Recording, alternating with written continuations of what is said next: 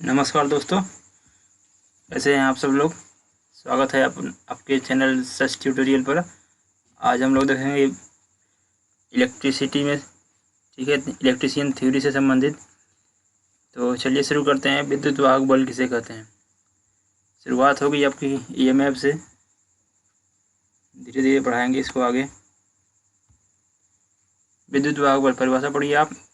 वह बल जो दो बिंदुओं के बीच विभवांतर को बनाए रखने में सहायता करता है, विद्युत वाहक बल कहा जाता है। विद्युत क्षेत्र में मान लीजिए आप कोई दो बिंदु लीजिए, एक बिंदु ए हो गया, कोई सोर्स है आपके पास, बिंदु ए और बी हो गए, इनके बीच जो भी आपके बल, मतलब 2 वोल्ट का सोर्स है, मान लीजिए 2 वोल्ट या 3 वोल्ट पोटेंशियल डिफरेंस है, जो इनके बीच अंतर है ना, उसको बनाए रखता है। मान लीजिए यहाँ ए 4 वोल्ट पे था और ये 2 वोल्ट पे है। बिंदु ए 4 वोल्ट पे है, बिंदु बी 2 वोल्ट पे है, तो इनके बीच जो 2 वोल्ट का अंतर है उसी को मेंटेन करके रखता है कि 2 वोल्ट हमेशा 2 वोल्ट ही इन दोनों बिंदुओं के बीच विभवांतर होगा। ये आपका विद्युत वाहक बल कहलाता है। नोट: 2 बिंदुओं के बीच विभवांतर के कारण ही धारा प्रवाह होता है। धारा का प्रवाह समान, कोई 2 बिंदु हैं जो यदि दोनों बिंदु समान वोल्टेज पे हों, मतलब मान लीजिए 2 बिंदु ए और बी हैं, पहले का वोल्टेज 4 वोल्ट है, दूसरे का भी वोल्टेज 4 वोल्ट है, तो जब दोनों बिंदुओं के वोल्टेज समान होंगे तो उनके बीच यदि हम किसी तार से जोड़ दें दोनों बिंदुओं को, जैसे कि बिंदु ए से बिंदु बी के बीच यदि हम तार से जोड़ दें ऐसे, तो इनके बीच कोई भी करंट फ्लो नहीं होगी, क्योंकि दोनों बिंदु समान वोल्टेज पे हैं। जब बिंदुओं के बीच वोल्टेज डिफरेंट होता है, मतलब कुछ न कुछ अंतर होता है, तो उनके बीच किसी लिंक, यदि आप तार जोड़ते हो, कोई लिंक जोड़ते हो, तो उनमें करंट का फ्लो होना शुरू हो जाता है। ठीक है, आगे बढ़ते हैं। प्रतिरोध किसे कहते हैं। ठीक, प्रतिरोध किसी चालक पदार्थ में से धारा प्रवाहित करने पर, ठीक, किसी चालक पदार्थ में से धारा प्रवाहित करने पर पदार्थ द्वारा धारा के मार्ग में विरोध उत्पन्न किया जाता है। यही विरोध प्रतिरोध कहलाता है। ठीक है, इसका मात्रक ओम होता है। आपके पास कोई कंडक्टर है, ठीक, एग्जाम्पल में लीजिए आप, आपके पास कोई कंडक्टर है, तार है, आप उसको इलेक्ट्रिसिटी से जोड़ते हो, तो तार से धारा जो है, विद्युत धारा आसानी से फ्लो नहीं करती। वो कंडक्टर जो आप लिए हो हाथ में, या कुछ भी लिए हो, कंडक्टर लिए हो, जो वह धारा प्रवाह का विरोध करता है। उसके जो पदार्थ के पड़े हैं उसमें, एल्यूमिनियम का या कॉपर का जो भी है, वह अपने अंदर से धारा प्रवाहित होने नहीं देना चाहता है, तो उसका वही गुण जो मतलब विरोध करता है, प्रतिरोध कहलाता है। ठीक है, आगे बढ़ते हैं। ओम प्रतिरोध का मात्रक होता है ओम। ठीक है, प्रतिरोध का मात्रक होता है ओम। इसका सिंबल होता है ए, ऐसे दिखाते हैं, ओम का सिंबल है। ठीक है, अब यदि आपको परिभाषित करना हो एक ओम किसे कहते हैं, ठीक है, ओम किसे कहते हैं, तो परिभाषित करना, तो एक परिभाषा पढ़िए आप। एक तार का प्रतिरोध 1 ओम माना जा सकता है। आपके पास कोई चालक तार है, उसका प्रतिरोध 1 ओम मान सकते हैं आप, यदि कंडीशन है उस तार का प्रतिरोध 1 ओम आप मान सकते हैं। उसका कंडीशन क्या है, ये कंडीशन यदि फॉलो करता है तो उसका प्रतिरोध आप 1 ओम मान सकते हैं। यदि उसके सिरों पर, तार के दोनों सिरों पर 1 वोल्ट का वोल्टेज डिफरेंट हो, मान लीजिए आपके पास कोई तार है, यहाँ से यहाँ तक ये तार है, ठीक है, बिंदु ए इधर है और इधर बिंदु बी है। एक चालक तार हुआ, इसके सिरे बिंदु ए पहला सिरा और बिंदु बी दूसरा सिरा। यदि इनके बीच वोल्टेज डिफरेंट 1 वोल्ट का हो, मतलब मान लीजिए यदि ये 5 वोल्ट पे है, तो इधर बी वाला बिंदु 4 वोल्ट पे होगा, तभी तो इनके सिरे पर वोल्टेज डिफरेंट 1 वोल्ट का होगा। ठीक, वोल्ट का विभवांतर हो, मतलब उनके बीच 1 वोल्ट का विभवांतर हो, तथा उस तार के अंदर से 1 एम्पीयर की धारा प्रवाहित हो, और इस 1 वोल्ट का तो विभवांतर हो गया, और इसके अंदर जो धारा प्रवाहित हो रही है 1 एम्पीयर यदि जा रही है, 1 एम्पीयर, ठीक, तो इस चालक तार का प्रतिरोध कितना होगा, 1 ओम होगा। ठीक है, तो आशा करता हूँ आपको ओम समझ में आ गया होगा, वो एक ओम किसे कहते हैं। ठीक है, अब प्रतिरोध की निर्भरता है, प्रतिरोध आपका किस पे निर्भर करता है, इसे देखते हैं। ठीक है, देखिए किसी चालक तार का प्रतिरोध आर, प्रतिरोध को आर से दिखाते हैं। ठीक है, किसी भी चालक तार का प्रतिरोध आर चालक तार की लंबाई के समानुपाती होता है। चालक तार कितना लंबा है उसके समानुपाती होता है, मतलब समानुपाती मतलब जितना लंबा आपका तार होगा उसका प्रतिरोध उतना अधिक होगा। तार की लंबाई जितनी कम होगी उस चालक तार का प्रतिरोध उतना ही कम होगा। ठीक है, आर प्रोपोर्शनल एल। ठीक है, आर रेजिस्टेंस प्रतिरोध को बोलते हैं, प्रोपोर्शनल मतलब समानुपाती, एल मतलब लंबाई। ठीक है, प्रोपोर्शनल का मतलब समानुपाती, मतलब यदि चालक तार की लंबाई एल मतलब लंबाई आप बढ़ा रहे हो, ठीक है, तो प्रतिरोध आर भी बढ़ेगा। ओके, दूसरा देखिए, चालक तार के अनुप्रस्थ काट का क्षेत्रफल के व्युत्क्रमानुपाती होता है। चालक तार के अनुप्रस्थ काट क्षेत्रफल के व्युत्क्रमानुपाती होता है।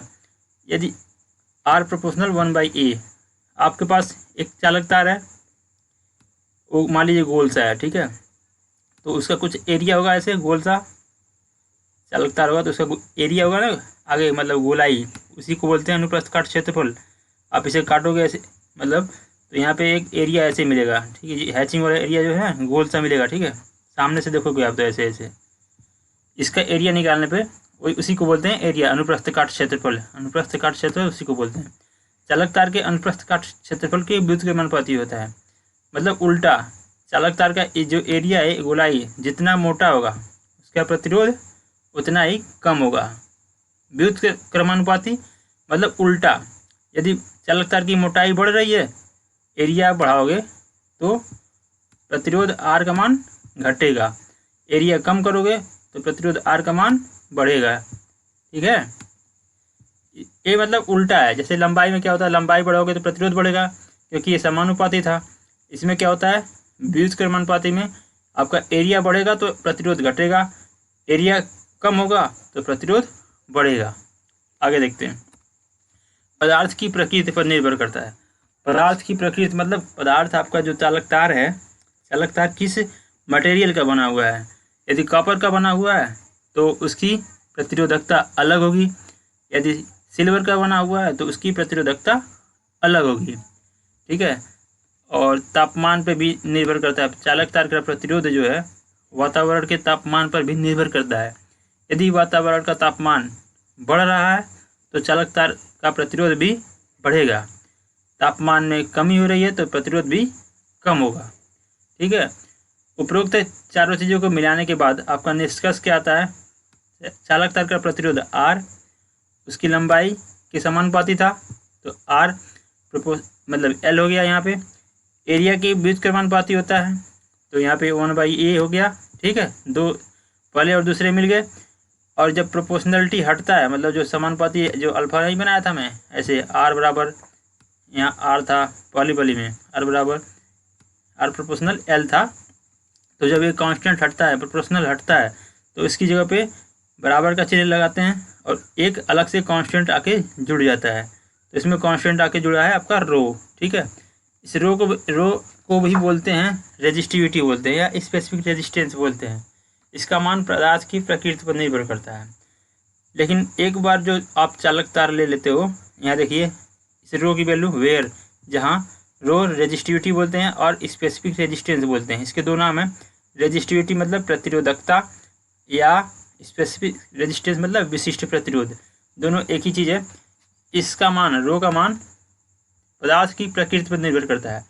पदार्थ की प्रकृति मतलब पदार्थ आपका किस मटेरियल का बना हुआ है। कॉपर बनेगा तो उसका अलग वैल्यू होता है, सिल्वर का है तो अलग वैल्यू होगा, आयरन का है तो अलग वैल्यू होगा। ठीक, आगे बढ़ते हैं। विशिष्ट प्रतिरोध किसे कहते हैं? विशिष्ट प्रतिरोध देखिए आप, ऐसा पढ़िए, 1 मीटर स्क्वायर अनुप्रस्थ काट क्षेत्रफल वाले कोई चालक तार लीजिए आप, उसका जिसका एरिया कितना होगा 1 मीटर स्क्वायर।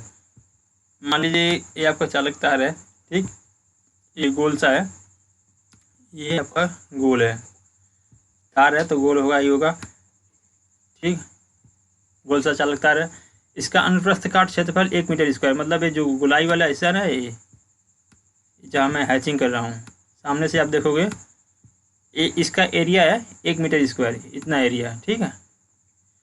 और इसकी टोटल लंबाई कितनी है? 1 मीटर। ओके, यहाँ से यहाँ तक 1 मीटर लंबा है और एरिया 1 मीटर स्क्वायर है, ठीक है। परिभाषा पढ़िए। 1 मीटर स्क्वायर अनुप्रस्थ काट क्षेत्रफल वाले तथा 1 मीटर लंबे चालक तार द्वारा उत्पन्न प्रतिरोध विशिष्ट प्रतिरोध कहलाता है, ठीक है। इसका यूनिट होता है ओम मीटर। ओम मीटर। आप इस फार्मूले में आप वैल्यू सबका रखोगे तो ये आपका यूनिट निकल के आ जाएगा। जैसे कि आर का प्रतिरोध का मात्रक ओम होता है, यहाँ पे ओम होगा। इसका एरिया का मात्रक मीटर स्क्वायर होता है और लंबाई का मात्रक मीटर होता है। तो मीटर स्क्वायर बटा मीटर में 1 मीटर, जब नीचे वाला मीटर काटोगे आप तो यहाँ बचेगा मीटर से, मीटर स्क्वायर से मीटर कट जाएगा। यहाँ का ओम, आर का ओम और ए का मीटर, ओम मीटर, ठीक है। आगे बढ़ते हैं। नोट देखिए आप, सबसे इम्पोर्टेंट चीज़, धातुओं और मिश्र धातुओं का विशिष्ट प्रतिरोध बहुत कम होता है। धातु और मिश्र धातु का विशिष्ट प्रतिरोध बहुत कम होता है, इसलिए यह धारा के अच्छे चालक होते हैं। धारा के अच्छे चालक आपके धातु ही होते हैं, धातु और मिश्र धातु। इंसुलेटर का विशिष्ट प्रतिरोध, इंसुलेटर का विशिष्ट प्रतिरोध उच्च होता है, हाई होता है। इसके अलावा कुछ पदार्थ ऐसे होते हैं जिनका विशिष्ट प्रतिरोध इन दोनों के बीच में होता है, वे अर्धचालक कहलाते हैं। वे पदार्थ जिनका विशिष्ट प्रतिरोध इंसुलेटर और धातु, मिश्र धातु के बीच में होता है, वे सेमीकंडक्टर अर्धचालक कहलाते हैं। जिनका विशिष्ट प्रतिरोध हाई होता है, उच्च होता है, वे क्या कहलाते हैं? इंसुलेटर कहलाते हैं। और जिनका सबसे कम होता है वे चालक कहलाते हैं। एग्जाम्पल देखिए आप, चालक में मेटल में आते हैं आपके कॉपर, आयरन, और एलॉय, मिश्र, एलॉय मतलब मिश्र धातु, मिश्र धातु में आते हैं मैग्नीन और नाइक्रोम। इंसुलेटर में आते हैं ग्लास और माइका। सेमीकंडक्टर में अर्धचालक में कौन कौन से आते हैं? सिलिकॉन और जर्मेनियम, ठीक, सिलिकॉन और जर्मेनियम। एलॉय मिश्र धातु, इसी का हम बनाते हैं, मिश्र धातु का ही बनाते हैं हीटिंग एलिमेंट। जैसे कि नाइक्रोम का बना होता है कौन सा? हीटर का एलिमेंट, जो हीटर में आप उसमें निकलती है ना, वो नाइक्रोम का बना होता है। कॉपर, मेटल का आप बनाते हैं तार, कॉपर का, सिल्वर का, ठीक है, एल्युमिनियम का। तो ये था वीडियो का अंत। तो वीडियो कैसा लगा मुझे कमेंट बॉक्स में बताइएगा। और जाते जाते आपसे रिक्वेस्ट है कि इस चैनल को लाइक करिए, शेयर करिए, और अभी तक आप सब्सक्राइब नहीं किए हैं तो सब्सक्राइब भी करिए।